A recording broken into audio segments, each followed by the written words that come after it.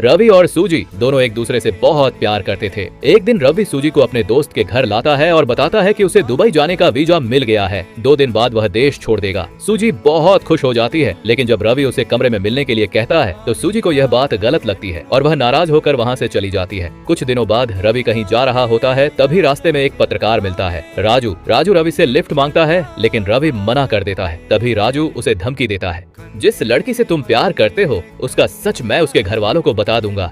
ये सुनते ही रवि का गुस्सा फूट पड़ता है। वह सीधा सूजी से मिलने जाता है और कहता है, चलो इसी गांव में शादी कर लेते हैं। लेकिन सूजी मना कर देती है। वह चाहती थी कि पहले रवि दुबई जाए और फिर दोनों भागकर शादी करें। रवि कहता है, मैं सबकी रजामंदी से शादी करना चाहता हूँ।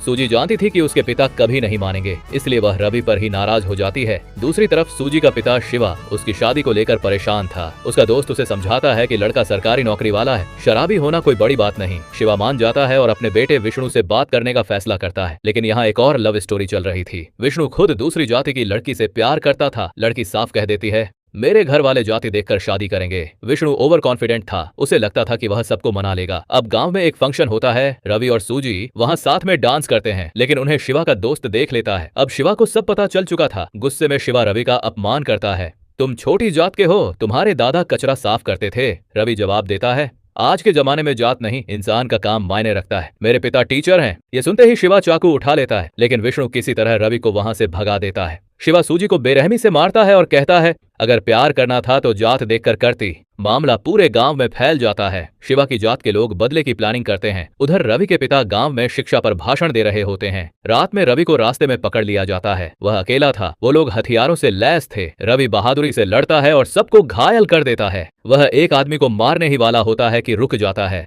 लेकिन वही आदमी पीछे से त्रिशूल से हमला करता है और रवि को मार दिया जाता है। सिर्फ जाति की वजह से सुबह गांव में हाहाकार मच जाता है।